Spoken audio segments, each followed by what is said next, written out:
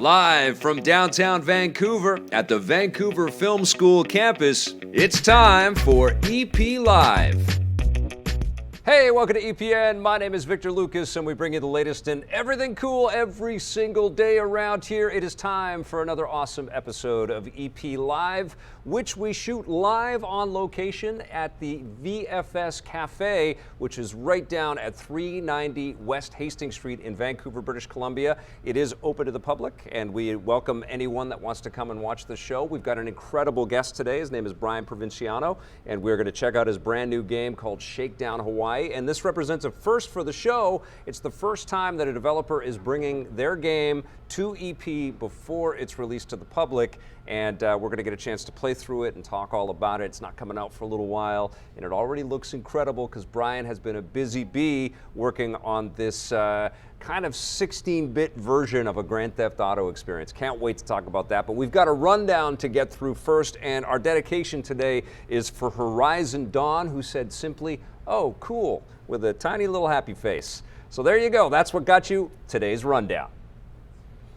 It's the end of an era over at Nintendo of America. President Reggie Fils-Aimé has announced that he's retiring. Reggie first joined Nintendo of America back in 2003 and became president in 2006, overseeing the hugely successful launch of the original Wii, not to mention the Wii U, 3DS, and Switch. As president, Reggie has become very well known to fans thanks to hosting many E3 keynotes and Nintendo Direct presentations, as well as appearing in various silly web videos and memes. He'll be replaced by the appropriately named Doug Bowser. Do we have to start making like an evil laugh sound after we say Doug Bowser?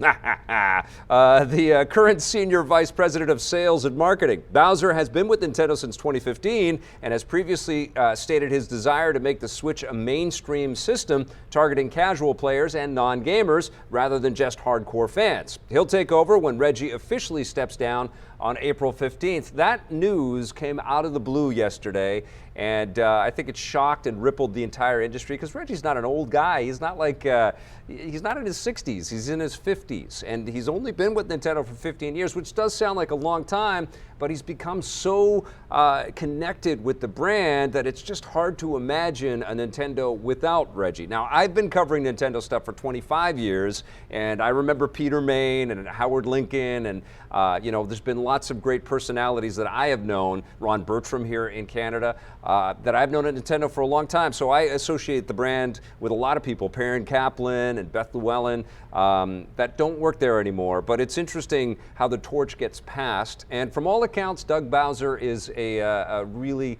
really cool guy. I'm looking forward to interviewing him.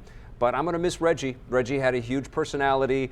And what was interesting about Reggie is when you got him off camera, like when we went to Nintendo of America to shoot stuff or to go for events or whatever, he was very low key and very enthusiastic and very into all the products that his teams were building. You know, he really believed it. And I don't think it was like a Kool-Aid thing. I think he was just incredibly proud of the work that Nintendo, and as he should be, of the work that Nintendo's developers have been providing the world, you know, making games that are legitimately fun. And he did some good work and was associated with some really, really big launches. So it's cool that he's leaving on a high note for him personally, but I'm sad that he's not going to be there. And boy, E3 is weird this year. It's going to be weird, man. No PlayStation, no Reggie. Strange. Crazy. All right, well, speaking of Nintendo, Star Fox 2 was finally released in 2017, and now after now another long-lost piece of gaming history is coming out for the first time. The canceled side-scrolling shooter Hardcore from Swedish developer Digital Illusions, also known as DICE, is about to get its first official release. Retro game company Analog has announced that a digital copy of the game will come pre-installed on their new Mega SG console, which is a recreation of the 16-bit Sega Genesis or Sega Mega Drive.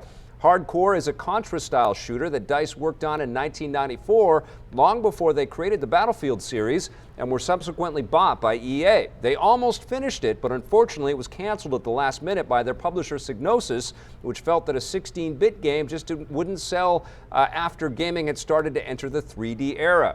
This isn't the first time Analog has dug up.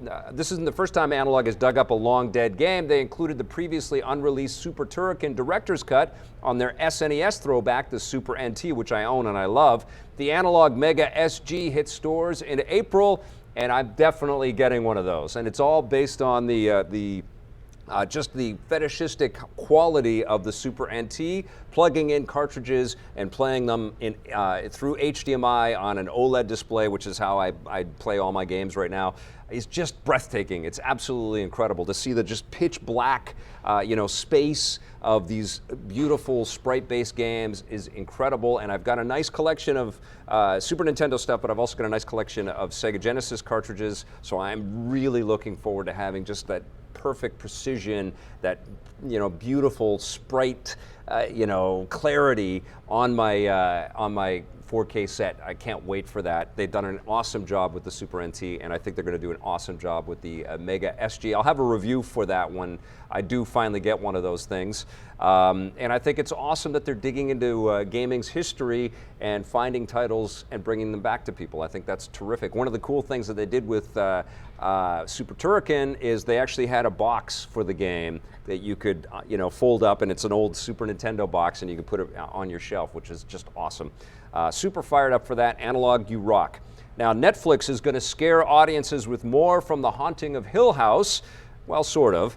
The streaming giant has officially renewed their hit horror series for a second season. It won't be taking audiences back to Hill House, though. Netflix has instead decided to make the show an anthology series, so each season will focus on new characters and new locations. While season 1 was based on the gothic Haunting of Hill House novel by author Shirley Jackson, season 2 will be based on another gothic horror novel, The Turn of the Screw by author Henry James. As for the title, the new season will be called The Haunting of Bly Manor, so expect future seasons all to have The Haunting in their title as well. No word yet on casting, but we do know that the same creative team, led by producers Mike Flanagan and Trevor Macy, will be back behind the camera. Season 2 lands next year. I am not a huge horror guy. I like it when it's really, really good, like great filmmaking. I love the Conjuring movies that James Wan put together for us, but I don't go nuts for horror stuff. I've heard The Haunting of Hill House, however, is fantastic, and I definitely have to watch it. And I've heard that you don't watch it right before you go to bed. I heard that you have all kinds of nightmares if you do watch the show, and I know how difficult it is to create horror in a serialized form, where you've got to come back after episode, because horror movies, traditionally, you get 90 minutes, everybody's dead except for the one lady in her underwear who somehow survives, right? That's how when you write the scripts, that's how you do it. But I think with a show, and I was encountering this with Night Flyers as I was watching it, I just wasn't scared. It was like, well, somebody's going to die, but it's going to be like the red shirt, and then nobody's really going to care. And that was canceled. So it's hard to do, and that had George R.R. Martin attached to it, and it was a horror thing, canceled. So it's hard to do horror right, and The Haunting of Hill House clearly has been doing horror right, so I have to get my butt on a sofa and watch this show, and congrats to the creative team that they're getting to do more. So hopefully it will be equally as good as season 1 has. Now, something big is happening this weekend. I don't know if you've heard about this thing. It's a little this show called The Oscars, where they talk about big hit movies and they give awards, little naked gold men, out to famous people. Lots of big movies are nominated for these titles, and I've seen some of them. I haven't seen all of them. Still haven't seen Green Book. Still have not watched Roma. And I know that those are front runners and picks for a lot of people. But I thought I did see a lot of movies, both for Electric Playground and for Film Fury in 2018. And I thought I'd run down my 5 favorite films from last year. And I'm going to start with number 5, which is Isle of Dogs from Fox. Wes Anderson. Thought this movie was hilarious and so intricately put together. Wes Anderson is completely focused on straight angles on his shots, and it was just a phenomenal movie. It's an animated stop-motion movie, but you have to watch it. My number 4 pick is Deadpool 2, which is probably nowhere near, well, it's probably near a couple of nominations, but it's probably a little too raunchy for a lot of the voting academy there. But I love that movie. It was hilarious, a love letter to Vancouver as well, which is where Ryan Reynolds is from. And the action was incredible, and all the performances were terrific, and it had heart. as well. You know, it had lots and lots of fantastic stuff to dig into, and I thought that they had a lot to overcome with the success of Deadpool 1 and all of our expectations, but I think they did do that. Deadpool 2 is terrific. No need to watch that silly PG-rated Deadpool 2, though. That's nuts. Number 3 for me was Annihilation. This was from, the guy's name is escaping me right now. Alex Garland, who did Ex Machina, which is a terrific sci-fi flick with Oscar Isaac, but this one starred Natalie Portman, Jennifer Jason Leigh. I think Oscar Isaac is in this one as well. Lots of creepy stuff happens in this. It's got a little bit of a horror vibe, but the sci-fi streak is amazing, and there's just some really twisted visuals that we don't normally see in science fiction. Nothing is clean in this movie. Everything gets kind of distorted and mixed up. It makes you feel unnerved, but there is this organic kind of truth about the way they put it all together. And I just thought it was risky and cool and looked absolutely incredible on the big screen. I could say that too about Avengers: Infinity War, which is number 2, and you guys knew that this was going to be on my list. What a powerful movie! A movie where Josh Brolin, again, 2 in my top 5 starred Josh Brolin, which is amazing. But as Thanos, is as powerful as this menagerie of incredible actors playing incredible superheroes, and Thanos is the heart and soul of that film. And it's got this really kind of morose, freaked out, sad ending that is just devastating and so artful. And with all of those actors trying to balance some screen time and get some lines of dialogue in it, the Russo brothers pulled off a miracle. Amazing movie. And I would say the same thing about Spider-Man Into the Spider-Verse. I had animators on the show already. I was very effusive about this beautiful film that Sony put together with Phil Lord and Chris Miller producing it, a bevy of directors working on it, and animation that we had never seen before. And I love the movie for a number of reasons: the authenticity of it, the music in it, all of these different styles of animation. But I love it most of all because it's a true love letter to comic books, to the medium of comic books. It looks like a comic book, and it doesn't shy away from it at all. And I thought that was so incredible to sit down and watch it. I got emotional watching it, and I watched it with comic book creators beside me who were equally emotional, and it was just an incredible film. Love that movie. 2 runners-up. Both starring Michael B. Jordan. Black Panther, I thought that was sensational and unique and important and cool and great action. Michael B. Jordan was phenomenal in there, but everybody, all the cast was just so powerful. But I also love Michael B. Jordan in Creed 2, which was, again, another fantastic story from a different slant. And of course they had the Dolph Lundgren, we are Russian, we'll break you, cheeseball accents and stuff. That was fun and kitschy and cool, but Sylvester Stallone broke my heart in that movie, and I was just floored by the emotional weight of a Rocky movie, which was a Creed movie, and I thought it was kind of crazy that I was that invested in it, but I've been watching Rocky movies like half my life, and it was just an amazing escape for me to see all of that and to see Sylvester Stallone age out like that. Amazing. So there are, I guess, 7 of my favorite movies of 2018. Good luck to all the nominated people out there, and it's a shame that more of my top 5 wasn't in the best films of the year. All right, that's going to do it for our rundown. Now it's time for This Day at Everything Cool.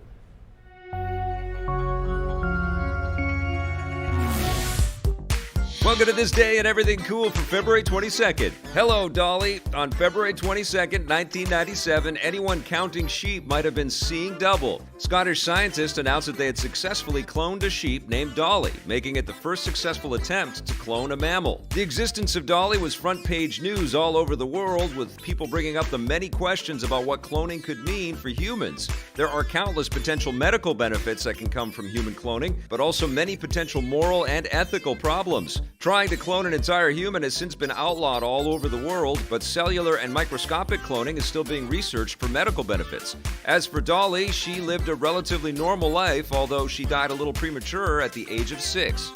Before U.S. presidents were able to lash out on Twitter, they had to rely on other forms of communication. On this day in 1924, Calvin Coolidge became the first U.S. president to deliver a radio address from the White House. This meant citizens and potential voters could listen to the president's voice from the comfort of their own homes for the very first time, giving the president the ability to influence the entire country and promote his agenda in a new way. Presidential radio addresses became a formalized weekly event a few years later when FDR began his fireside chats, and they continue to this day. They're also available in video form for those of you who want to look at his face. On February 22, 2002, a beloved Sega franchise survived the death of the Dreamcast. Jet Set Radio Future was released on the original Xbox, serving as a sequel to the beloved Dreamcast game that was released 2 years earlier. Players once again took the role of roller skating graffiti artists in a totalitarian version of Tokyo, complete with cel-shaded animation and an awesome electric soundtrack. This was one of the first big titles that Sega released on someone else's console, as they changed into a third-party publisher after the death of the Dreamcast. Unfortunately, the game wasn't as well received as they had hoped, and plans for a third installment were scrapped. A spin-off was released on the Game Boy Advance a year later, but with the exception of an HD remake in 2012, the franchise has been dormant. All right, you guys, we have an incredible guest today. Give it up for Brian Provinciano. Make sure everybody at home is clapping. This man has been working very hard on a brand new game that we are demoing and showing off in real time today, Shakedown Hawaii. First of all, great to have you here, my friend. Great to see you. How are you? Doing well. Trying to get as much sleep as I can, but you know, working hard. You nearly killed yourself on Retro City Rampage. I did. We were all worried. Scott was really worried about you. He would say, I'm really worried about Brian. I hope he's eating okay. I hope he's sleeping. Yeah. Are you smarter and wiser and not killing yourself as much now on this one? Unfortunately not. No, man. Because it's turned out to be about 4 times bigger a game. Yeah. And so while some things are easier, like I'm able to hire more artists and stuff at the same time, it's that thing of just wanting to make the game bigger and better. Yeah. And then that was just a big, it's been a tough work-life balance this time around. This is one person making a Grand Theft Auto type game where you can walk into buildings, just like in Retro City Rampage. You can walk into buildings, you go out on missions, you can drive any vehicle, and the world is huge, and there are references all over the place. Why do you do this to yourself, Brian? Well, I guess I'm a perfectionist. That's what people have called me, so I'll let them describe it. And this time around, I wanted to tackle so much. And one of the things, for example, was juggling multiple characters, and I guess I could explain it like this. This time around, I wanted to make sure that the characters were fully fleshed out. The story was super cohesive. All of the missions went hand in hand with the story and flowed, and so then you end up going through the game and just adding connective tissue, like I need another cutscene here, another mission there, just to get it to flow right. Yeah. And so I probably ended up spending 40 times more work to try and make the story 50% better. Oh, man. Well, you know what's interesting about this, and we're going to dive into the game here in a second here, but Nintendo provided the world with a really fantastic immediate history lesson on how much games ramped from the NES to the SNES. If you bought both of those little classic systems, the NES is amazing because of the imagination that the developers had with like nothing to work with. And then the SNES is just like, poosh, there's color and cutscenes and great storytelling and, you know, like there's power in 16-bit. Yeah. And that's what you're doing with this game. Yes. And like even more than that because it's all in HD and 4K, I would imagine, on the other platforms. Yeah. So that is, and also what happened in that sort of change from 8 to 16-bit is that the teams got way bigger. Right. But you didn't get bigger. No, you actually got smaller, it looks like. Well, yeah, it is crazy because that was something I underestimated. I underestimate things a lot. Yeah. And RCR, the characters, for each hairstyle, for example, there were 8 frames. 1 in each direction. Yeah. In this, each hairstyle requires over 400 frames of animation because my it's just God. bobbing and everything. And so I just didn't realize. And so the amount of art in this game is Oof, I'd say like 1,000 times more than RCR. I haven't run the numbers. And you did it all? I didn't do all the art, no, Okay. this time. So this time I've had a lot of people help with the art and stuff. But I'm still doing all the design, writing, programming, trailers for now and everything. That's awesome. Is it a sequel to Retro City Rampage, or is it a totally different story, totally different character? So it's a totally different story, and there's confusion on that because originally, early on, it was going to be like, you know, what would be funny is if the original player from RCR was older and kind of pot-bellied and stuff. Yeah. But then as the game evolved into what it is, I was just like, you know what, it's a different game, and it would confuse people if I called it RCR2, and it would confuse people if it was the same protagonist. Right, yeah. And there's got to be, I mean, you have in-jokes for every game, so you must have in-jokes for your own game. Well, you know, there are a few nods, like there's the Death Cam game show and stuff, but generally speaking, it's a different game. And from people who've played it, they've said it feels like RCR, it feels like it's in the same family, and so that's good. And that's important that people who love RCR will love this, hopefully. But it is different, like rather than video game references and pop culture stuff, it's poking more fun at just daily life as a consumer. So all the times I've shaken my fist at like hidden service fees or misleading ads or whatever. And so the whole game, I kind of describe it as like a sitcom where it's like a guy who wakes up and he steps in gum and misses his bus and slips on a banana peel and stains his shirt. That's the kind of comedy where it's just like a series of misadventures. So he gets wrapped up into this huge, epic story, but by happenstance. Yeah, so it's the entire story is satirizing the goofy side of just life as an adult and how we're just constantly we go to the store to buy something and then, you know, realize when we get it home on the packaging, it's like, wait a second, this isn't what I thought I bought. And, right. And so kind of the dark side in a comedic way of stuff like that.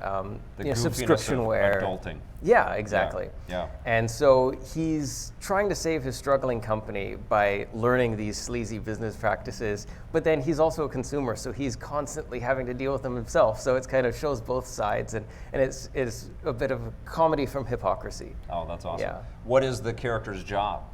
So he's the CEO of a company that was thriving in the past on VHS tapes and taxis and retail stores, and now all that's been killed by online shopping and ride sharing and streaming and all of that. Okay, so it's a classic looking game, right? But it's set in the present. Right, and it's even more confusing because I set it in this weird bizarro present where we have the internet, we have social media, we have all that stuff, but his cell phone looks like a brick and all that, and it's this funny, weird mishmash. Okay, and it's set in Hawaii. Yeah. Is Magnum PI in this game? No, there are no references to stuff. No. Oh, okay. So you stayed away from references? I did, yeah. Okay. This time I wanted just to make it kind of this new thing, and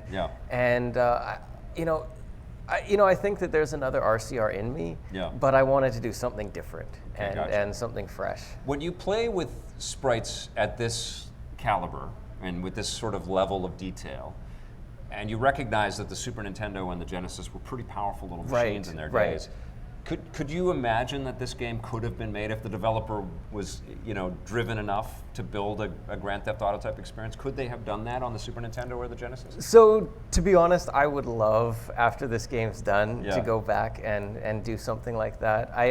I love tinkering with the old hardware, and it is a dream of mine. So you're thinking of maybe building a cartridge that works on the... Yeah, I wouldn't be able to port this game itself, but I would love to build, a top-down action game on the original hardware. Wow. It's very fascinating. I mean, that's something I could talk about for hours, but what's really interesting is I actually did get RCR running on the Game Boy Advance. Oh, amazing. And so that was really fun. I haven't really unveiled it too much, but it was just a hobby thing. Is it the full game? It's the full game.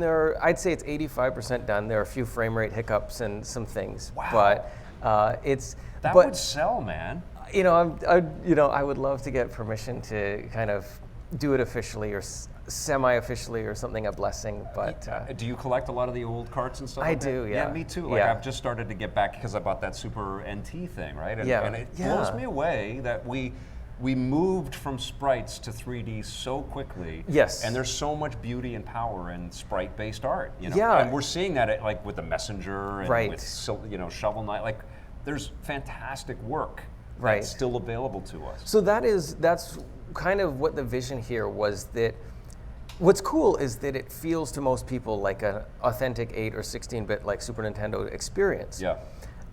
But that's the rose-tinted glasses, and that's the goal, because when I approached it, I actually, with RCR, I really adhered fairly close to the NES 8-bit limitations. Right. With this, it was like, okay, we're doing a pixel art game, Yeah.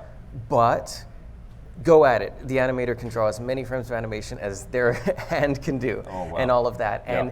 And what's cool about it, though, is because I still adhere to certain guidelines that just aesthetically, it still feels like an 8 or 16-bit game, Sure. even though it might have 100 times more frames of animation or something, right. And so I feel like that's the right balance. And so I would describe it as almost like if there a 32-bit coin-op game of the era, maybe. Gotcha, yeah. So maybe Neo Geo or something like that. Yeah, that's awesome. And it's coming out in the spring.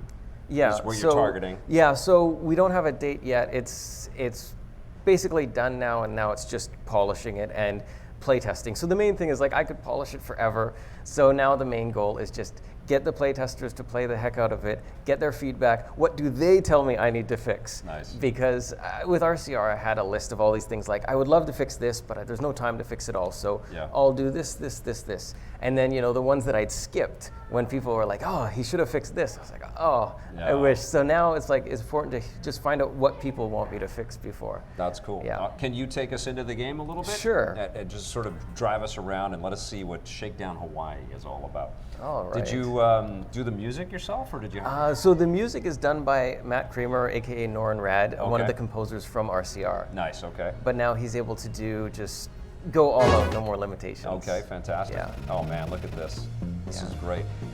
What do you, when you're building a game like this, are you starting with a story first, or do you build mechanics and then wrap your story from that, or what do you do? So it goes hand in hand, and so it's been a constant back and forth of jotting down mission and story ideas and then gameplay ideas and figuring out how can I fit this into the story, and then Yeah. how can I find gameplay. And that's actually been really challenging because I'm trying to satirize this white collar goofiness, Yeah. right? And how do you create an action game? Right. And so all those eureka moments of figuring out how to actually create action missions that has the car stealing and shooting that you'd expect, Yeah. while still plausibly satirizing this, because an interesting design thing here was that originally it was like, okay, well, the CEO of a company can't be blowing stuff up. Right. So originally I was like, okay, he'll get a disguise. So early on in the game you get a disguise, and now when you're going to do crazy shenanigans, you put on a disguise. Okay. But even that, I was like, even with a disguise, it doesn't make sense for the CEO to be doing this or that. And then that was where it became 3 protagonists, where I was like, oh, okay, so he's going to shift the liability and the work to this mercenary guy to do the craziness, and then his son is going to do this other craziness. And that was where it evolved to be three protagonists. Okay, cool. So you Yeah. play as the CEO, you play as this mercenary, you play as the CEO's son. Yes. And the job in the game is to try to make money? Right. Okay. And so, To save the company, kind of. yes, exactly. And so you're going to be able to acquire every building on this map Holy crap. by the end of the game. And how, just in terms of reference, is it as big as Retro City or bigger? Or? I would say the game world is about 4 times bigger. Oh, the wow. the overworld might be 3 times, and then there are over 200 enterable buildings. And so if you account for all of that, I know that when you made Retro, you did a comparison to Grand Theft Auto 3, I think, right? You did an analysis of how much content they stuck into that game. yeah. And how would this compare to one of the Grand Theft Auto games? I would say that this game, I haven't timed it exactly how long this game is, but it is really long. It's got twice as many missions as RCR in the core game. Wow. But then it also has where you can go to stores and shake them down for protection money. So that's like 80 other micro missions. Wow. So, and those vary from like hijacking a truck to smashing their shelves to scare them to fighting off waves of enemies because they're already protected by some other gang. Right. That's This is great, man. Oh, thank this you. is really cool storytelling that's happening here. Like you can see, like how the polygonal 3D design would transpire inside of your head. Yeah. But you've done it all as a 2D, right, sort of locked camera angle kind of thing. Yeah. It's very slick, man. Yeah. It's like very slick. And did you add a whole bunch of new mechanics that you wanted to maybe put into RCR but didn't have time to? Or? Yeah, the weapons are just super crazy, and so with RCR you kind of had your little 3 bullets for the submachine gun, and in this it's just fill the screen. Right. It's almost so it's like over. a bullet hell. Yeah, Yeah. like exactly, and so some sections of the game are like bullet hell, which is really cool. That's great. And just visually as well, where everything other than the buildings is destructible. Wow. And so you can just go crazy. And there are little things that I wanted to do in RCR that I've finally gotten here that don't necessarily affect the gameplay, but you can walk into waist deep water and just like sludging through that, for me, is just super cool. That's it's awesome. Just visually it varies it. We are sitting right next to giant TVs, and so we're like super zoomed in on the sprite, which is hilarious. But it must look pretty damn good from the crowd back there, right? Doesn't it look cool? So much damn detail. Was this? I know, like the art is 4 times as big, and a tremendous challenge to do all of the animation and stuff. Do you have to start from scratch on your engine, or is it something that you can work on from RCR and port it to, and some of it works? Or? Right, and so the original core engine started as that from RCR, but then I rewrote the entire rendering thing. I rewrote the tools. I rewrote I rewrote so many things. Yeah. That a lot of it is new, and in theory, the whole idea was like, well, if I'm doing a game of the same genre, it should be easier, and in turn, it's actually been much, much harder because it's such a bigger game. You know what it looks like to me? It looks like Smash TV, but then you can leave the place where like the arena where Smash TV is taking place, and hop into a car and then drive wherever you want to go. Yeah. Which is incredible. Was that a reference? Was it? Again, with this time, I kind of think of it as like, the open world genre is kind of like a blank canvas now. And so I think of it as just, I didn't directly reference any specific games, but I'm sure I've played so many open world games over the years that there's definitely, I figure out the do's and don'ts. RCR was interesting, and because there was this interesting limbo period where GTA 3 came out, we loved it, we played the heck out of Vice City, even better, played even more of it, absolutely loved it. And then the genre evolved, and so a lot of competitors actually of the GTA series started to do some things like fast travel or checkpoints or better map navigation systems, things that took the genre, because at first, we were just so immersed in this awesome open world genre that we were willing to backtrack and drive for 2 minutes and drive for 10 minutes and over, and we got a little tired of that. And I think GTA 4 came out in a bit of a limbo period where they didn't really have many checkpoints, and and some of the missions were really long, and then you'd die and you'd have to backtrack. And so RCR was a bit of a commentary to that, like counter to that, where RCR's missions were super short. And so and that was one of the reasons probably why it fit well on handheld systems. Because I was just like, I'm tired of driving for 3 minutes, 4 minutes, and then having to do it again. And so I was like, I'm going to make it short missions. And so there are some longer missions, but a lot of the missions are kind of short, and it's got waypoint navigation systems and GPS, things like that. And so trying to take the open world thing and just eliminate the things that frustrate me as a player.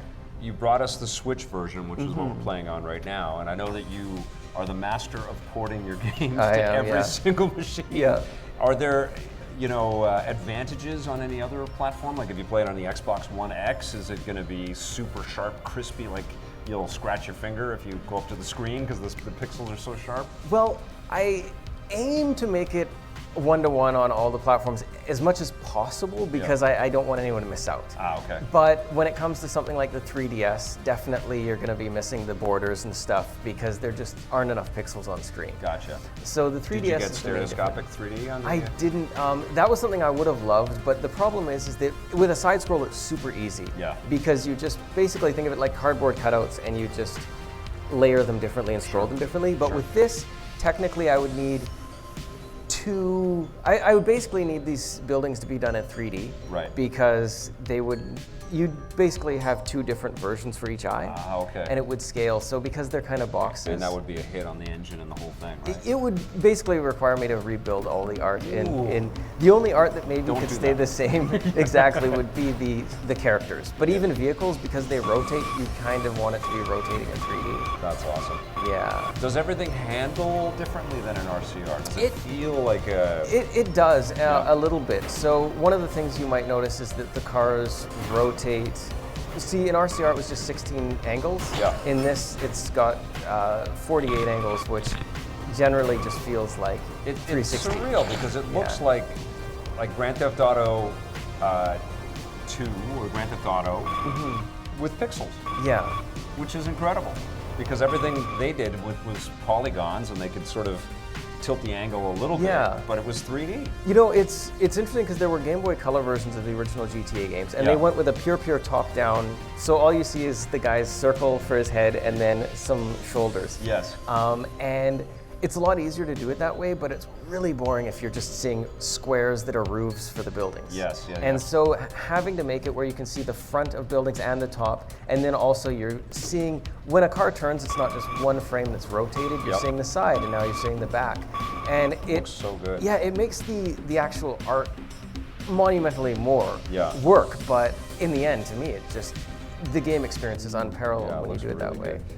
You've got boats in this game because you're in Hawaii. Did you throw in any air stuff as well, or no air stuff? You know, maybe in the future. I do see this game as something that, of course, I've spent forever on it. But I do see that even though it's going to be a complete game when it's released, I do expect to add more and more to it. Okay. I so hope maybe some DLC or some expansion packs. Or something? You know, maybe DLC, maybe just some free updates. I haven't decided yet, but I definitely feel like it's an amazing canvas that I could.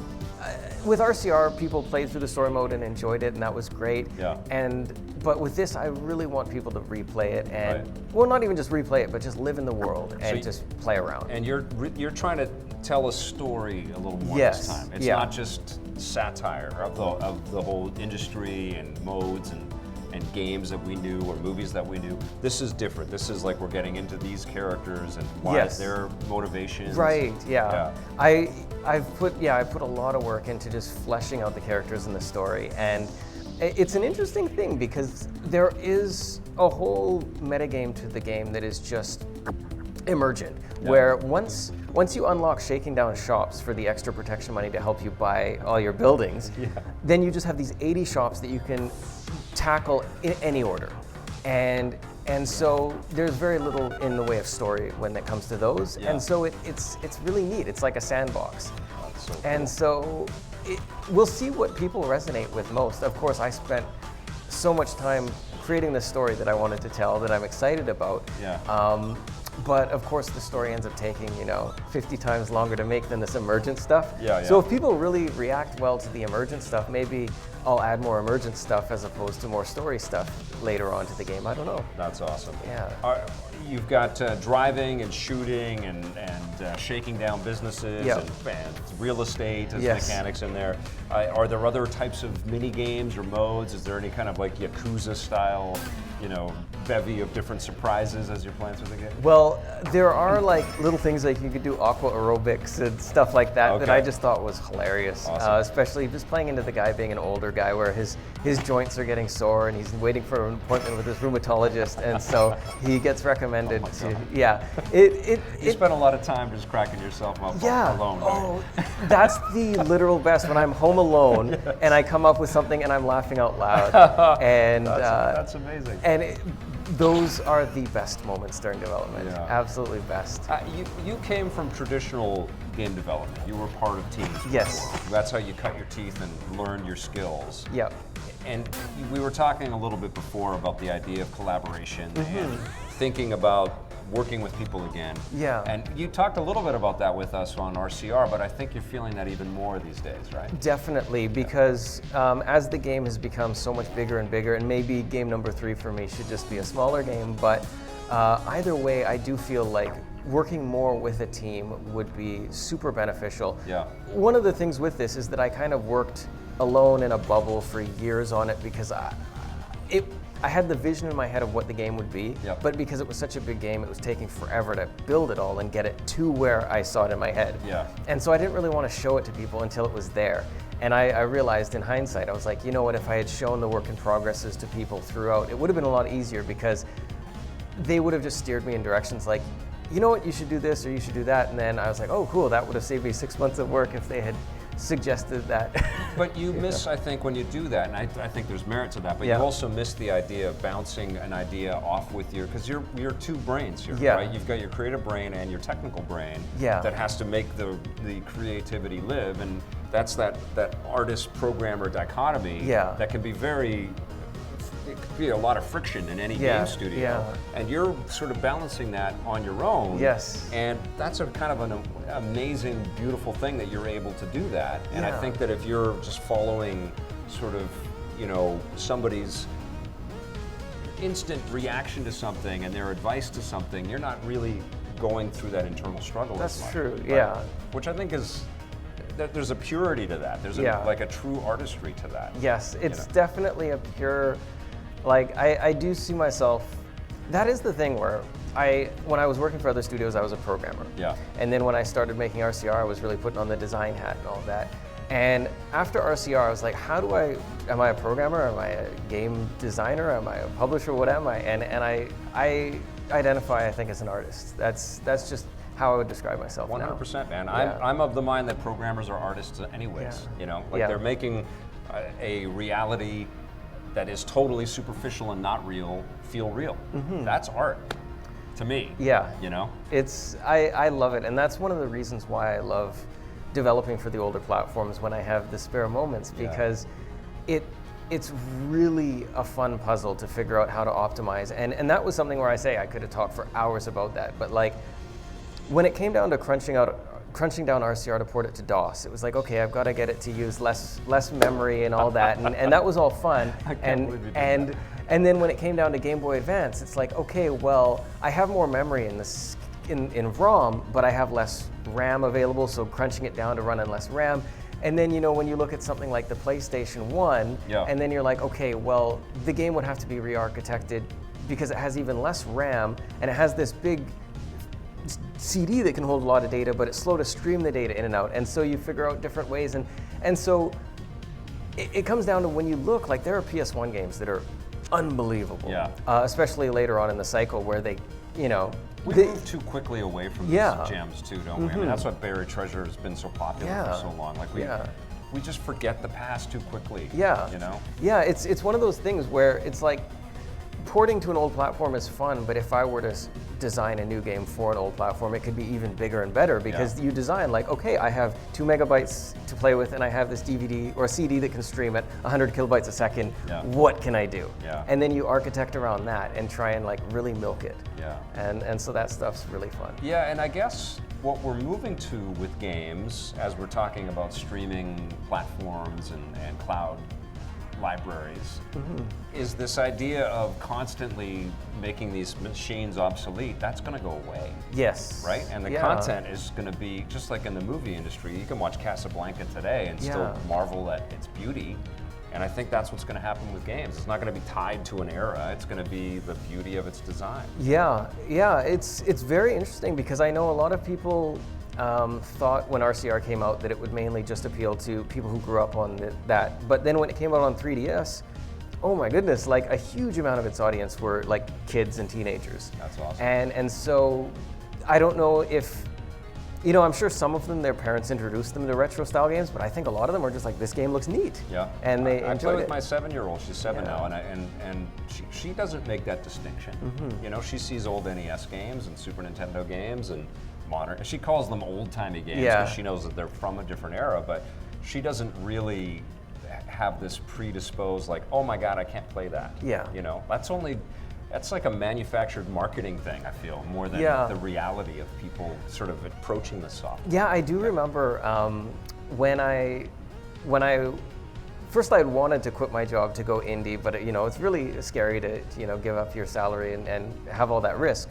And so there were a couple years before I finally took the plunge where I was like, toying with the idea of maybe making my own game. And back then, like, everyone was like, no, dude, like no one is going to publish a retro style game. No one is going to give you licensing for a console to put a retro style game on there. Like, and I mean, that was the state of the industry then. Yeah, yeah. And then of course Mega Man 9 came out and people were like, really? Yeah. Like, how did this do so well? Yeah. And kind of, yeah. That's awesome, man. Yeah. I can't wait to play this for real when it's done, and I think it's amazing. Does anybody have a question for Brian before we say goodbye to him? Anybody? Warco, yes? Quick question. With RCR, did you break some sort of record in terms of the amount of platforms you put it on and the amount of like operating systems? Question is, did you break a record with the amount of ports that you made of that one game, Retro City Rampage? It's possible that I did as far as a single person porting, but someone brought up the point that Tetris probably runs on everything. Yes. So, but maybe the most ports for a single guy. That's amazing. Yeah. That's amazing. Any other questions? Nope. Okay.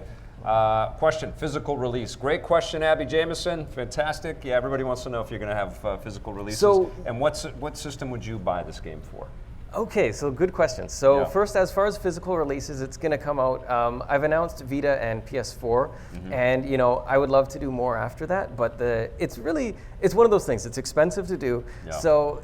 And you're working with small, what are they, small no, batch? it's all myself. Oh yeah, you just pay self-published. for it. Wow. Yeah, so that's why it's like, it costs a lot of money to do, so it's like, okay, do one, sell it, make the revenue, put that money into making the next one and making the next one. So rather than manufacturing just like a warehouse of 5 platforms, you know, do it slowly. And so because the Vita was cut off, they're ending production and manufacturing. Yeah. So I had to get it in. So that's why I've been all tweeting, Vita's coming, Vita's locked, Vita's being manufactured. So this might be one of the last Vita cartridges. One of the last ones, yeah. Holy and crap.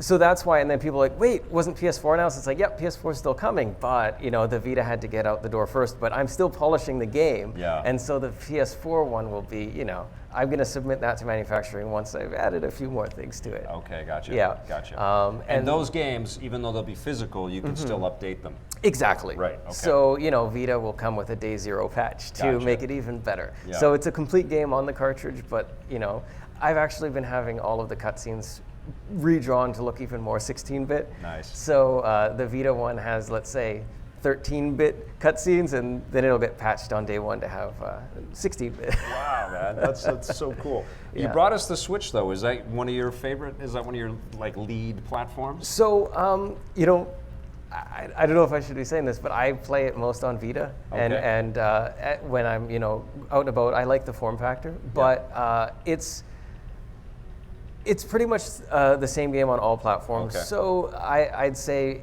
get it for any platform that you love. The one thing is that on PlayStation digitally, it's cross-buy. So if you get it on PS4 or Vita, you get the other one for free. That's pretty cool. And you can cross-save as well. That's awesome. Yeah. Dude, I can't wait for this game. Oh, thank you. I'm so proud of you, and I'm so happy that you came down. And thank you so much, Brian Provinciano, for showing us Shakedown Hawaii. You rock. It's time now, speaking of buried treasures, to take a look at a buried treasure.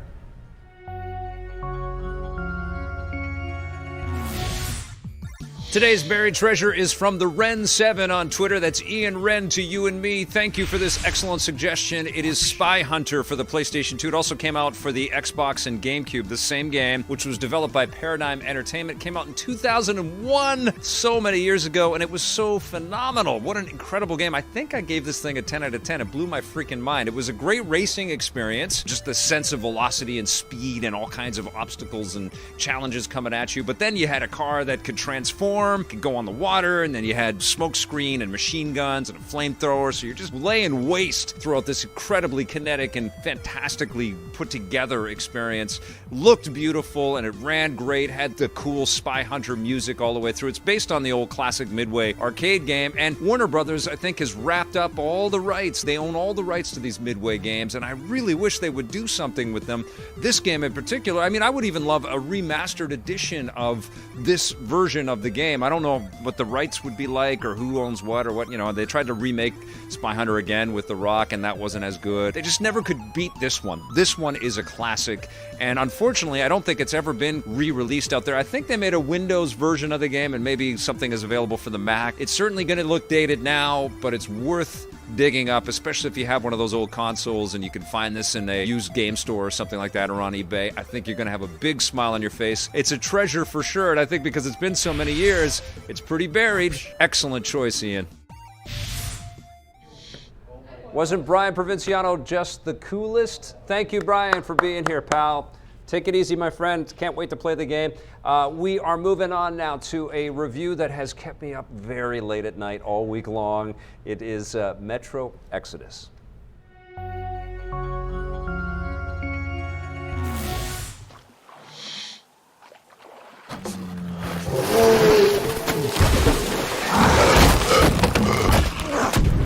All right, I've given up on this crazy Ontario-like weather we're having in Vancouver. It's snowing again. I can't believe it, but it kind of fits because I'm reviewing Metro Exodus. This is the latest game from 4A Games. And I remember when Jason Rubin was running THQ, and he spoke with such passion about how talented and how committed to this incredible game series the 4A team was. Pulled an all-nighter. And I think that's best exemplified by this terrific title. All right, let's get moving. Metro Exodus is the third. Metro 2033 was the first one. Metro Last Light is the second one. I think you could have picked up a couple of these things along the way as a freebie on PlayStation Plus, and I think they're still on Xbox Game Pass, which is a pretty sweet deal. It's based on people living after a nuclear holocaust inside of metro tunnels. In Metro Exodus, though, we leave the subterranean environments and the spooky, creepy, crawly worlds that we had seen in the previous two Metro games, and we get outside. Be careful out there. And we hop on a train and travel across big chunks of Russia, and we are, looking for the scattered remains of civilization. We run into cult leaders, we run into some really super crazy human beings, and we run into characters that would be right at home in a Russian-based Mad Max story. You play a voiceless character named RTM, and I really felt like giving a voice to RTM in this game would have helped sinking into the narrative a little bit. There's, of course, lots of mutated creatures and giant bats and wolf-type things and underwater giant bug-type creatures and massive mutated whale-type creatures. What the fuck was that? A whale? You're in rowboats for big chunks of the time. You're also in other types of vehicles as well, driving around. And then you get into all kinds of firefights, and sometimes it's epic, like you and your little army against a bigger, encroaching World War Z-type army. So consequently, I defaulted to using the shotgun, which gave me the spread blast, and I didn't really muck around too much with other types of rifles. You do get this pneumatic rifle, though, where you can just sort of charge it up, and it's got this air compressor thing, and it can shoot out. And you'll find little upgrade parts as you work your way through the game on other people's weapons as well that you can then tape onto your own weapon. So crafting is a big part of this experience, and you do feel like you become more of a badass as you go into it, and sometimes you're just sort of one-on-one against these mutant jump scare creatures that are perfectly placed to freak you the hell out. There is a great sense of place in this game. It really does take you into a dilapidated, destroyed, but still beautiful Russia, and you get Russian wilderness, and then you get Russian bunkers and Russian towns, churches that have been devastated, and there's floods that have taken over certain parts of the territory, or droughts that have taken over certain parts of the territory. We also see the game kind of traverse as we traverse through the time of it, through different seasons, and so we see the scenery that we pass by have a completely different reflective presence back at you. You can feel the heat when you're in the summer months, and you can absolutely feel the frostiness of the winter months. I wish this winter would end here in Vancouver. My mouth is frozen. There's a palpable quality to the aesthetics of the game, which is really commendable.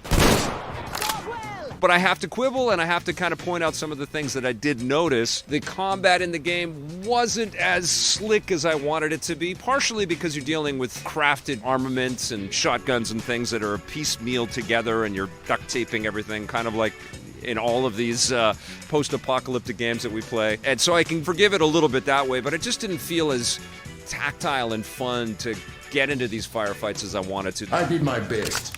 Got a couple of issues with the audio bugs in here too. I don't know if they're bugs, it's just the way that it's all been mixed. Sometimes everybody's talking at the same time, and it's like, who should I be paying attention to? And you kind of navigate to the right little nook and look right at the character to hear exactly what they're telling you. Now we just need to figure out how to cross this goddamn bridge. And I even found that just walking around and shuffling around inside of these corridors and some of the exterior environments, it almost felt like I had tap shoes on. I could hear like 3 or 4 steps with every... Well, at least some things are clearer now. I was reminded of Tommy's incessant nagging of footstep sounds. They're very prominent, very positioned in the audio mix, and it was just weird. I also wasn't a big fan of the UI. Every once in a while there was an interactive object, either lights that you could turn off or things that you could pick up, and it was just this super retro, old school video game, like bam, some kind of insignia would pop up, press the X button. It took you out of the immersion that there was just something so utterly not refined that just sort of hammered up on top of the screen there. And of course there's lots of detail and lots of destroyed beauty, so you're looking in every nook and cranny trying to see what you can interact with, and then you'd get this big poof, press the square button and you can have that. I was playing it on the PlayStation 4. For the most part though, I was just in love with this game. I loved getting lost in it. I tweeted out as I was playing this that I just love big, ambitious, single-player, story-driven experiences like this where you just get lost in the world that's been crafted for you. It's much more open-ended. It's much larger than the previous Metro games. There's way more areas for you to explore. It just keeps on giving you cool little tidbits and cool things. And I just love the commitment to creating this tactile sense that you're in this terrible environment. It's just so effectively made. And honestly, Jason Rubin's words echoed in my mind about how passionate this development team is and how much they want to over-deliver, and I really think they did. We can't miss it. Definitely go for Metro Exodus. I'm going to give it a 9 out of 10.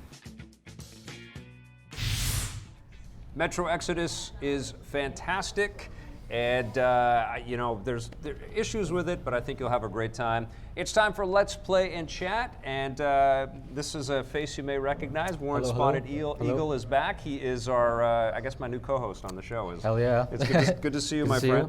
Yeah. We're playing Anthem today. We just got the code last night, but I was putting Metro Exodus to bed so I could review it for today. So I haven't played this very much. Played a little bit of the tutorial mission, and now I'm picking my suit. We're going to dive in, and it's, there's cutscenes. It's a BioWare game. I think we can skip, though. Okay, we're going to skip. We never want to do this with BioWare games because they work forever on the storytelling, but we're going to skip because we want to get into the suits. I guess can I customize afterwards? Does anybody know? Oh, it's behind me, okay. Okay. Okay, so I go here and then I activate the forge. I don't know if anybody's been playing this game. I haven't really been dabbling too much in it. You know what, Warren, you go ahead. Oh, really? Yeah, you go. Oh, what an honor. You go ahead and make my robot suit, okay? Make me cool. Basically, you get to play as kind of like an Iron Man type character in this game, yeah. Right? You can fly and stuff. Everything's inverted because I was playing it before. Yeah, I got it. All right, so we can change that if you need to.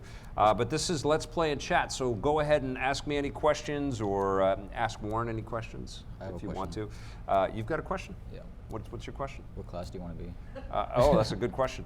I'll be a ranger. Ranger? Yeah. Boom. Boom. Oh, no. Nope. No. Oh. No, Colossus. Oh. Yeah, it looks badass. Bam. Look at that. It's all right. We'll be 2 Colossus. We're gonna team up. We can play together in this game. It's a big co-op thing, and I want to play with Blake and Johnny Millennium and Baruti. I think we're going to try to meet up and play that.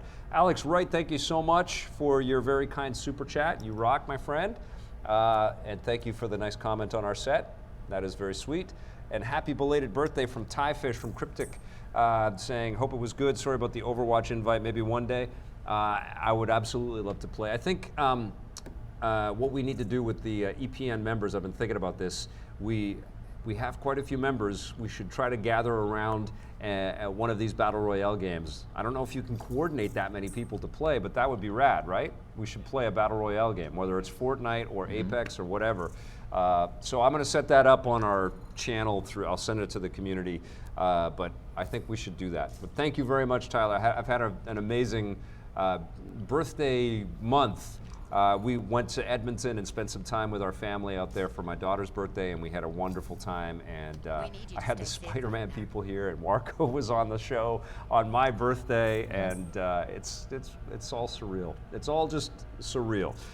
Question: are you and Cranky Puss in Shakedown? Taz, I didn't ask Brian about that, but I felt like Brian was moving away from just all of the in-jokes and all the he didn't want to make Retro City 2 with this game, and he was pretty clear about that. So I don't think he didn't offer it to us, and I didn't push it for it. But we are in Retro City Rampage, or a big chunk of the EP crew is in Retro City Rampage, which was a very nice gift from Brian.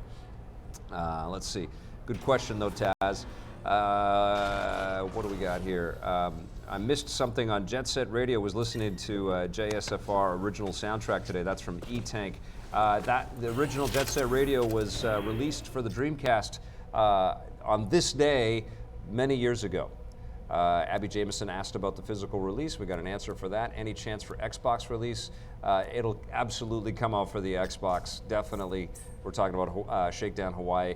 Can we expect the game out this year? From Jamie Andrews, the game is going to be out this spring for Shakedown Hawaii, and so he's close. He's pretty much finished. He's just making it better. He's tuning and tuning and tuning. Let's see. You can customize in the Forge, so we can go back to the Forge. Thank you, Chris Koski.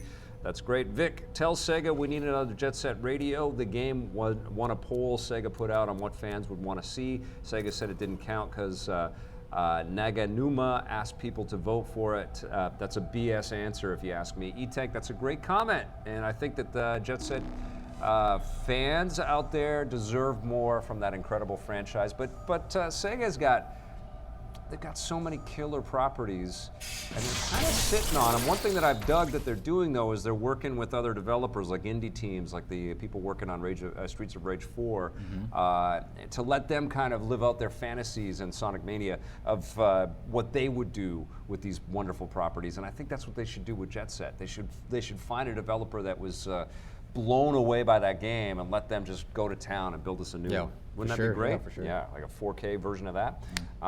Comment from Rowan Strata. Vic, I think you're very smart and intelligent. You have a lot of information to talk about. Keep up the good work. Thank you so much, Rowan. That's awesome. If you could just make that comment every show, that would be brilliant. No, that's very sweet. Thank you. Question: any hints for the next week's EP lives? Yeah, I can say it now. I didn't want to kind of steal any thunder away from Brian Provinciano being on the show, because I was incredibly excited and humbled and honored that he came and showed us a game early. That's exactly the kind of stuff that I want to do with EP Live, and he did do that. But next week on March 1st, we're taking the 25th and the 27th off because we're in Washington, D.C. Blake and I were doing some stuff on the Division 2 and visiting a very cool city, and we're going to try to, cram a giant city into our little tiny camera lens and put some stuff together. But on March 1st, our friend David Hayter is on the show. He's going to be here, but the show is a little bit earlier next week because there's an event here for VFS. We're at 1 o'clock next week on March 1st. David's on the show, and we're going to get into everything that he's working on and his career as Solid Snake and all the questions you guys want to ask. So prep us a bunch of questions. We'll do our best. But if you are in the Vancouver area or anywhere nearby and you want to come and say hi to David and support him and his work and us here on EP, please come.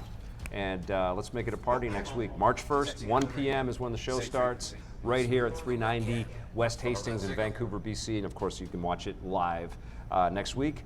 Following that, we've got people from Phoenix Labs going to come in and talk to us about their huge, what's their Phoenix Labs game? I haven't started to play it. It's Dauntless. Their huge, massive sci-fi game, which looks super cool. We've got people from Hellbent Studios here in Vancouver. They make a bunch of really cool games. They've shipped 13 titles, and we're going to talk about their history and maybe get some stuff they're working on. Some stuff that they're working on there. And on March 11th, and one of the people that works there is Zoe Flower. And so Zoe Flower is going to come back on Electric Playground and tell us what she's been up to. I'm super fired up about that. Also, Pia Guerrera, the co-creator of Why the Last Man, is scheduled for March 6th. and her husband, Ian Boothby, who is a comic artist as well, writes for The Simpsons and Mad Magazine, and he's got a book called Exorcisters out there, and did Sparks. He was on EP Live last year.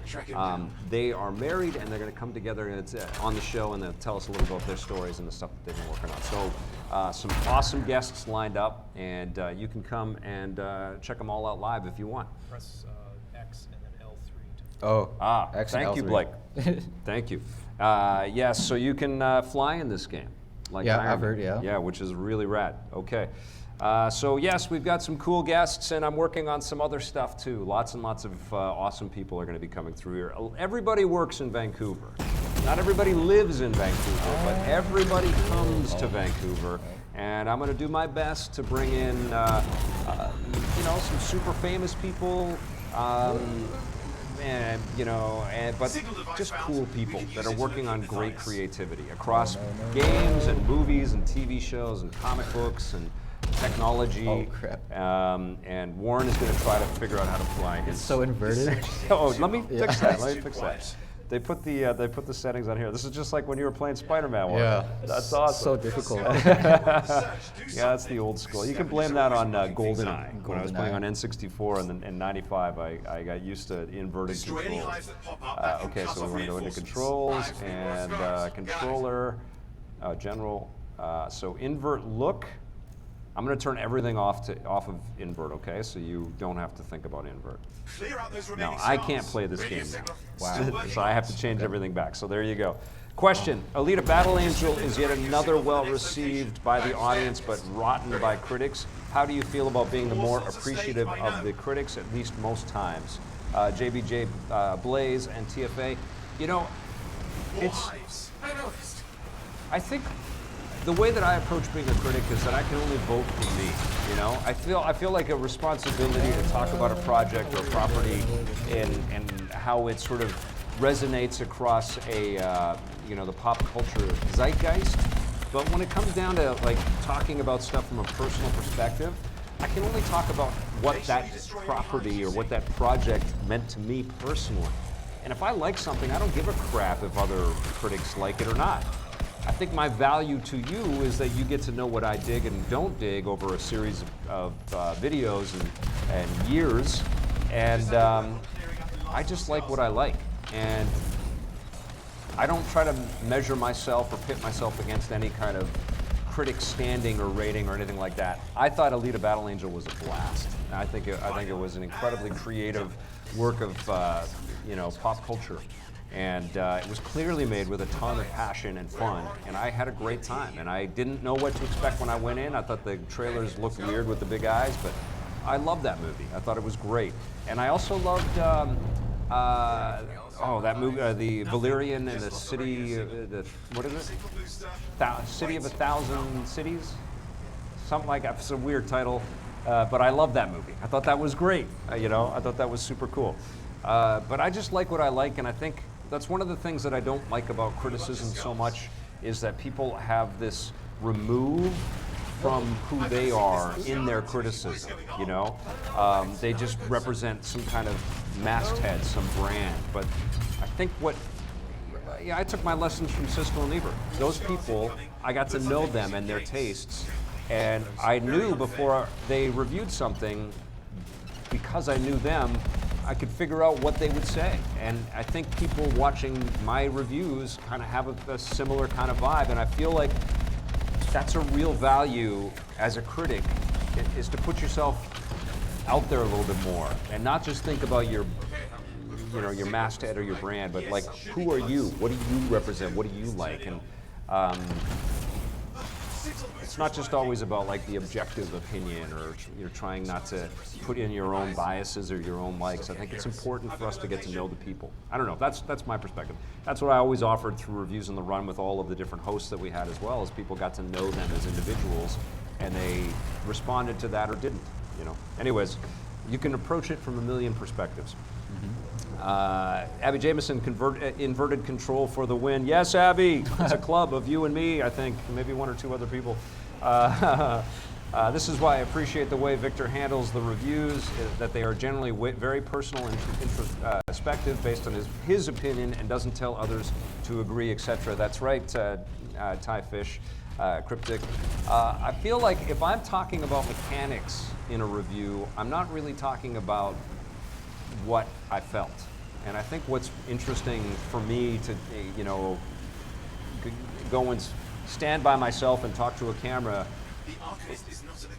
when I talk about how something made me feel, that really feels right, Like when I walked out of Creed 2 and started talking about Sylvester Stallone and I was like literally about to cry, that was a powerful thing for me. And I felt like that was real and that was represented in that review, and that hopefully was something of value to whoever was going to watch that. But I remember when Marissa and Sean started reviewing things together, and they were fantastic every day.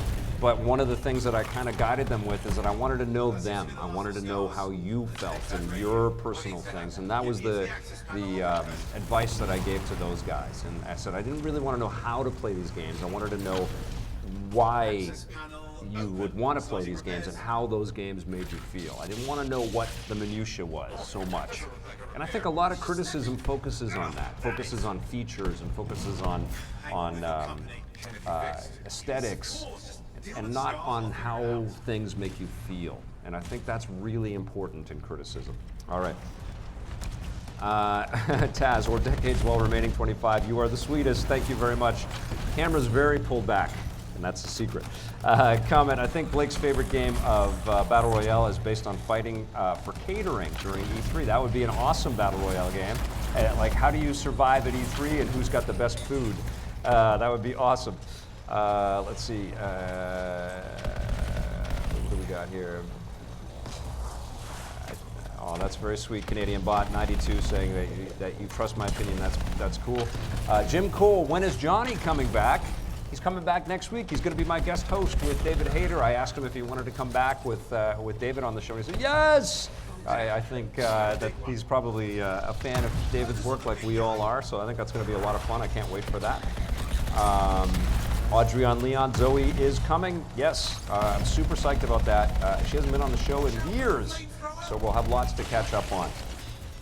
And eventually, as people either come to town or we work them in, you'll see a lot of faces that you are familiar with on EP Live in the future for sure. Question from Uncle Jay, what would be the ultimate Nintendo Battle Royale game? Uncle Jay. We almost have that with Super Smash Brothers. I feel like they could turn the screws on that, put in another 25 characters, and for sure. and figure out a way that everybody could play as each one of these characters and go in there and fight somehow. Clearly not all on screen at the same time. Yeah, I guess you just turn Smash Brothers and you give them Splatoon guns. Because they wouldn't want to do bullets with all those characters, right? It kind of works when you're playing as Star Fox or as Solid Snake, but I don't know if you want to throw a machine gun into the hands or a rocket launcher into the hands of Mario, but maybe the Splatoon weapons with all of those characters. I wouldn't be surprised if Nintendo is figuring out what to do, taking some of the lessons that they've learned from Smash and Mario Kart and Splatoon, and they're probably working on some kind of, and Tetris 99, they're probably working on some of their own Nintendo Battle Royale type of experience out there. That'd be hilarious. Question from Jamie Andrews. Over time, have you thought that a game deserved a higher score than it originally given at the time of your review? An example is Uncharted 2. I gave it a 9 at the time, but over time I now give it a 10. Yeah, Jamie, absolutely that's happened for sure. I think one relatively recently would have been Far Cry New Dawn, which I think has enough cool stuff in it to be at least an 8, but I gave it a 7, mostly based on how it made me feel. It made me feel like I didn't want so much of this repetition of experience and environment that I felt very familiar with, and I had a 7 to it. And I think somebody could easily look at a game like Metro and say, well, feature-wise, and there's some problems with it, and maybe they would say, well, it deserves an 8. But over time, yes. I mean, SSX3 is an example that I always throw out at people. When I played that game, we'd already had 2 fantastic SSX games, and I thought, okay, SSX3 is going to be more of the same. And it felt familiar. And I reviewed it, and I was like, okay, yeah, it's fun. But then I couldn't stop playing it. Then I was completely addicted and hooked to it, and I was just like, oh my God, this is insane, and I just loved it, and it was the epitome of the SSX experience. It was a perfect game. And I gave it a 7.5, and I went out and I apologized. I said, this game's at least a 9, 9.5. It's so wonderful. Now, over time, I feel like it's a 10. I think that is, when I think of SSX, SSX3 is the embodiment of what that game could live up to. But yeah, your taste changed, and that's why Buried Treasure, I think, is such a fun segment for me to make and for people to watch, because when we go back to these games that we move so quickly away from, you recognize their value in some, in lots of different ways. And I mean, that's what a game like Shakedown Hawaii kind of represents, is like a connection to a bygone era that still has tremendous value. Rowan Strata, Vic, do you know if the Zelda remake will come to the Switch? Which Zelda remake? Are we talking about the Game Boy Advance? Link's Awakening is coming to the Switch. Yeah. Why? That's what they said. It's coming to the Switch. Are you trying? Is this a trick question? You just said I was really smart. Now you're trying to make me look really dumb. Yes, it's coming to the Switch. That's what they told us. Okay, JBJ Blaze. In reference to Jamie Andrews' question, would you change your score by now for Soldier of Fortune? No, that game was an abominable disgrace. I couldn't handle that game. I was just like, yeah, you can shoot their hands off and make bloody stumps, shoot them in the eye, and watch their face explode. It's like, yeah, no, I don't want to do that. Still don't, even if they're ugly, crass, old polygons. What is one of the games that has moved you the most? You know what? I say this often, so you probably excuse me if you've heard this before, but Metal Gear Solid 3 really affected me. There was a powerful conclusion of that game, and I really felt, we talk about this analogy of games sometimes feeling like episodic television series. I felt like I played through a whole season of an incredible show when I played Metal Gear Solid 3 with all of these epic boss battles, and then I got to the end of it, and you get into this fight with a former mentor, and it was sad. It was really powerful, and there was beautiful music at the end, because Kojima is just this perfectionist when it comes to aesthetics and storytelling. And I was really moved. It was really powerful, and I walked away feeling very melancholic after that. And I also felt very much the same when I beat Red Dead Redemption, and there's some really sad, heavy things, which are a little bit undermined, I have to be honest, by the events that take place in Red Dead Redemption 2. But yeah, it's games like that. Really, really solid, beautiful storytelling. Also, in the flip of it, overwhelmed by the beauty of a game like Final Fantasy 3 or 6 on the Super Nintendo, where you have to pause in a moment and sing an opera, and the beauty of something like that presented in a archaic-looking pixel art. It was so profound when I did that bit in Final Fantasy. I'll never forget that. Or even something like this is a fantastic question. Something like Yoshi's Island, where you come to a signpost and you see a developer's message that says, "Thank you so much for playing Yoshi's Island. We worked very hard to build this game, and we are very appreciative of your love and support." It was just like, wow, man. You feel like you're connecting with the artists, the people that have really worked hard to build you something special. Great question. Which type of Pokeballs do we use to catch the elusive Discord Batwing? Taz. Oh yes, I pop in every once in a while on Discord. I hope somebody's put the Discord link in the chat there. I'll be back. I'll be back soon. I think the next thing that I'm going to do is I'm going to post in the EPN community stuff on our YouTube channel to set up a Battle Royale experience. Maybe that's next Thursday, because we won't be doing EP Live, but I think a Battle Royale type game where we can all get together. Maybe we stream it, maybe we don't, but I think that would be great. To this day, 1080 Avalanche is still one of Ty Fish's favorite games. That was pretty rad. I did like that. I remember what you said about SSX3 before, and then mentioning it later. That game was awesome after all. That's terrific. Adrian Leon. Okay, you guys. Is there one more question? I think we got one more question in us. Let's see. Let's see. Looking. How are you liking it? So far it's pretty good. Lots of explosions. Lots of explosions. Does it feel like just like an arcade game?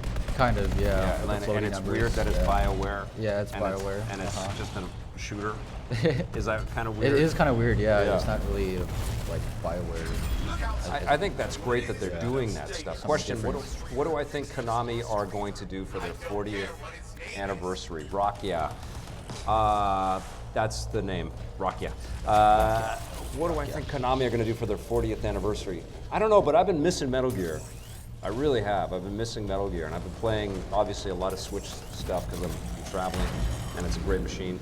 And I just think, man, it's time to kind of revisit Metal Gear. And you can almost just start from the beginning and do it all again in a way. Which sounds like sacrilege to have a different developer work on the game, but what an incredible franchise. I guess we'll get into that a little bit next week when David is here.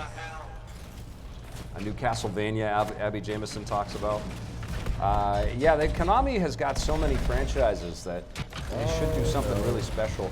One game that I think nobody talks about and people forget all the time about, but I think is one of the purest, coolest just game opportunities is Time Pilot, where you played a little pilot and you're blasting away at all these enemies that are coming in at you, and then you zap through time and suddenly you're in a 40s biplane, and then you're in a 60s Vietnam era helicopter, and then you're in a 70s jet, and then you're in a flying saucer in the future. You could do a lot with a cool Time Pilot type of flight combat experience in 2020, or whenever the 40th anniversary is. But that's an old Konami classic that would be fantastic. Or an arcade compilation, yeah, that would be great. Abby Jameson, we have very similar tastes, I feel, Abby. We're always circling a lot of the same games out there. That's going to do it for our episode today. Thank you for coming back on the show, problem, Warren. no problem. That's awesome. I will be playing a lot more Anthem over the weekend, and we'll be back with lots of cool content for you guys next week.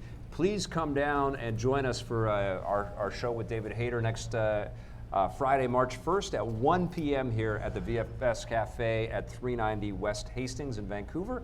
And you can watch us online, of course, and get caught up on all the stuff that we've been producing. We'll be back on Monday with a new rundown, and there'll be constant little videos and stuff going up next week for sure. So don't worry, we're not going anywhere. But we'll be back, and make sure you catch up on all the stuff that we keep posting. Anything that you've missed, hit that subscribe button, hit that like button. Thanks for watching, everybody. Have yourselves a fantastic weekend, and play forever. Play forever.